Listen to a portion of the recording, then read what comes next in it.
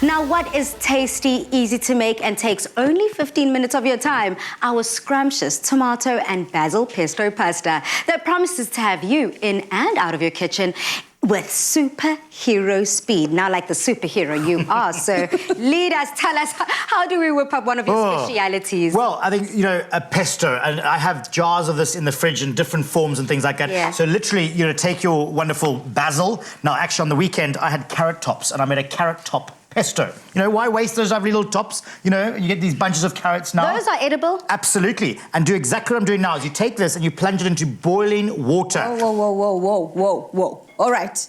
Okay, you said pesto, right? Yep. At which point and why are we blanching? Because this, I've never done this before in all my life. So, blanching, what this does now is I'm going to set the chlorophyll. So this is what makes vegetables green, is chlorophyll.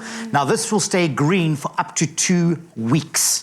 So you'll have a longevity, because what happens with basil, it actually discolors very quickly, and you get that you know, browny sort of color. It oxidizes. So by blanching it, it's setting the chlorophyll. So any sort of vegetable that you green, courgette, Brussels sprouts, cabbage, apply this technique, and literally you'll keep it vibrant and green. So all the restaurants, you know, you go to and they go, oh my goodness, look how green everything is. It looks so vibrant and so happy and all the rest of it. Well, because it's been blanched. They've set the chlorophyll. The process of blanching it. The process of blanching. So literally, that is simple there. Something like so delicate like basil, 30 seconds, it's all that it needs. Okay. Apply it to parsley leaves. You can make a parsley pesto. As I said, carrot tops, also same process. You can make a spinach pesto. Blanch your spinach leaves into ice cold water, and look how vibrant and green that is. The colours are truly popping here, and the flavours, I can only imagine, will just echo the same sentiment. Now, for myself, when I do think of a pesto, I only think of a basil pesto or like a dried tomato pesto. So when we think of the word pesto, you've already added so many alternatives just in what you just described for me. So what makes a pesto then? Well, a pesto is basically a sauce. It's a dressing to go with a salad, you know, with this lovely pasta. You know, again, so if you don't want to make a herby version of it, you know, you're talking about, you know, sun-dried tomatoes. Make a sun-dried tomato pesto. So you're taking your main ingredient, your main component being the basil leaves, and substitute it with some lovely roasted tomatoes. Or you get some lovely pickled peppers, and you can make a pepper pesto. So there's just so many different versions of this. And I said, I have lots of little jars, and I make a batch of this because it can last and it stays vibrant and green. And then to a basic pesto, what you need to do is nuts. Now, again, not everybody has the luxury of affording, you know, things like pine nuts or cashews and things. Just some, you know, simple old peanuts works well. Pecans, walnuts, you know, can use as well. Pistachios, if you want to get a little bit sort of really quite fancy on that there. And then literally some garlic, some salt and pepper always as well. Pop that into there, and then some lovely Parmesan cheese. And again, if you don't want to add dairy, by all means, leave it out completely. Or if you haven't got it, or if you haven't got Parmesan, other alternative cheeses also work as well. A hard cheese, preferably, into that. And then in with some oil. Now, here's another little tip and trick.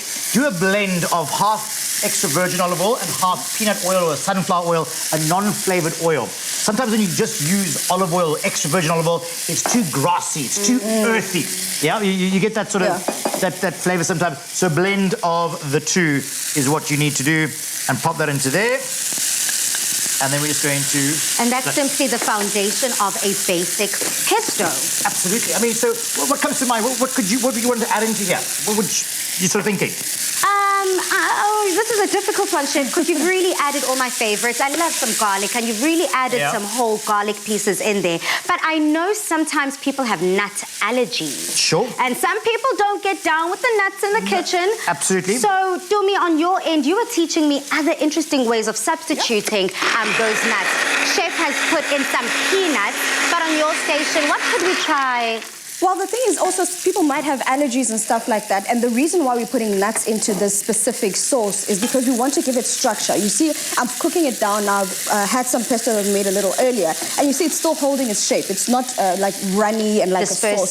So instead, what helps to put it together is the nuts that you put in there. So if you don't like nuts, if you don't want to, you've got the option of seeds. Right now in front of me, I've got some sunflower seeds and I've got some pumpkin seeds. So you could still stick to the very same recipe, toast up your seeds, add them into this recipe, recipe and you've still got those flavors. Because if people don't know, when you toast up your seeds, it actually still gives them that nutty flavor. Yeah. So you wouldn't even miss the nuts if you were to not put them into the recipe. Brilliant. And Chef, you've gone with some pasta here as well to accompany this entire dish with. What would be the correct pasta to use for a dish like this? Well, I mean, spaghetti tagliatelle is a great one, but again, you know, penne pasta, macaroni, all that can really work. Just adapt and adopt to what you've got. You don't have to specifically go for it, but I think something like this is just so simple and easy.